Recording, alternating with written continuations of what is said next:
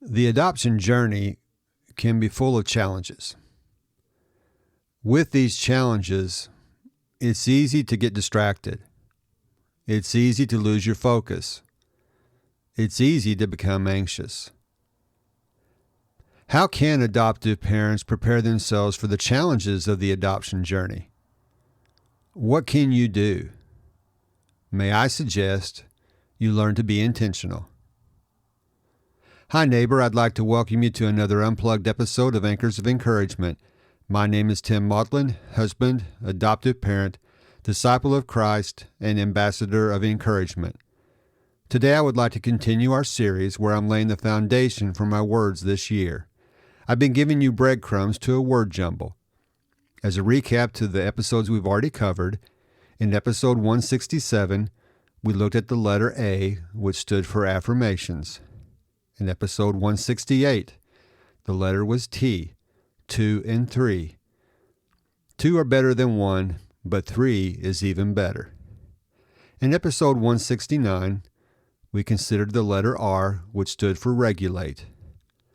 Episode 170, the letter P stood for principles.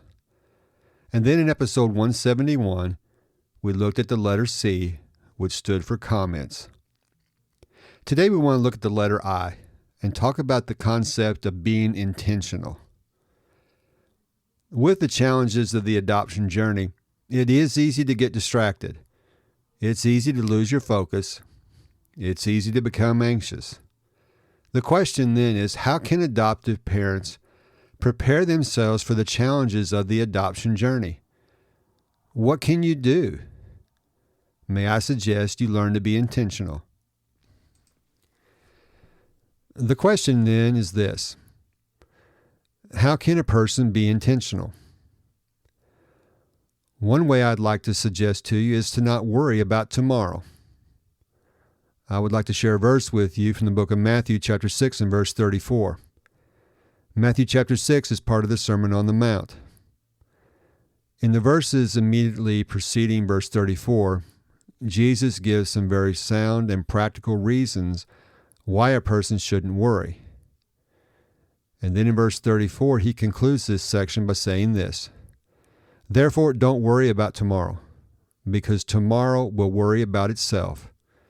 Each day has enough trouble of its own."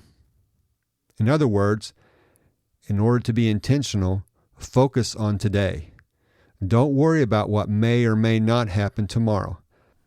I want to share with you 3 different ways that I focus on today, and this helps me not to worry about tomorrow.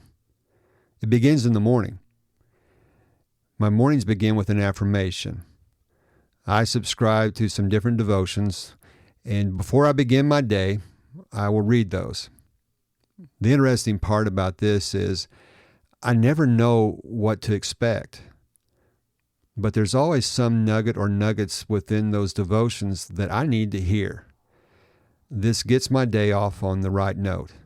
I have something positive to think about. During the day, one of the ways I'm intentional and focus on today is to use a tool my son Johnny learned in residential. This tool is called 10-10-10. It helps me to stay in the moment and to think of the consequences if I were to act in a certain way.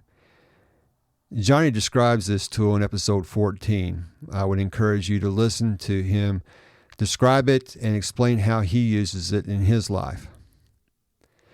The third way that I'm intentional during the day, this is how I end my day. I ask a question before I go to sleep. Those are different questions. This depends on what I'm focusing on or want to focus on. I've talked about this before on the podcast, where I'll set the intention before I go to sleep and allow my brain to work on whatever problem I want to solve or question I want answered. This episode is a perfect example of that because I knew I wanted to talk about how to be intentional, but I wasn't sure how I was going to present that to you. And I woke up in the middle of the night. As I've mentioned before, I expect a download. I anticipate something happening from the question I've asked myself, and that's what happened in this episode. But it helps me be intentional. It helps me be present for the moment, even while I'm asleep. And typically what I'll do is I have my journal set up at my desk with a pen next to it, and I am ready to capture whatever thoughts come to me. This helps me focus on today, to be intentional. Let's get to your daily doable and see how you can implement these ideas of how to be intentional in your life. I've given you some ideas already, how it's best not to worry. And by not worrying, you focus on today. Maybe you start it with an affirmation like I do. Maybe you use tools like 10-10-10. Maybe you ask yourself a question before you go to bed. Those are some ideas and examples that I've used in my life that have helped me be intentional. Find what works for you. The bottom line is this takes practice. It doesn't happen without being deliberate, being intentional. But when you do, you can focus on today and the things you need to deal with today without worrying about what may or may not happen tomorrow. Again, Matthew chapter 6 and verse 34.